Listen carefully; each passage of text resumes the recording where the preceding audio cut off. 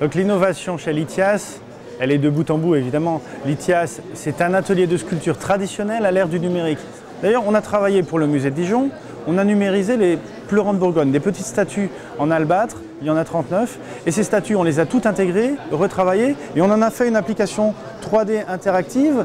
Grâce à la numérisation 3D, on les rend accessibles à l'utilisateur. On va prendre les fichiers 3D, on va faire une ébauche avec un robot du modèle numérique, et ensuite, on va pouvoir le reprendre dans l'atelier, notre vrai atelier, avec un sculpteur traditionnel qui va venir faire tout le travail d'apport de lumière, les détails, les profondeurs, bref, il va rendre la sculpture belle. La place de la pierre compatible 3D telle que l'atelier Lithias aujourd'hui le développe est une place qui est très naturelle dans l'environnement du patrimoine et de la muséographie.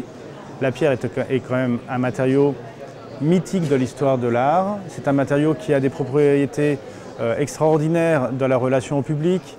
On démontre qu'aujourd'hui, avec l'usinage numérique, on réalise des maquettes en marbre à des coûts qui sont largement compétitifs par rapport à du simple béton. On a eu des demandes qui venaient du monde entier. On a répondu pour des questions de copies de châteaux français aux États-Unis. On a répondu pour des musées au Canada, pour des demandes de présidence en Afrique, pour des designers en Chine.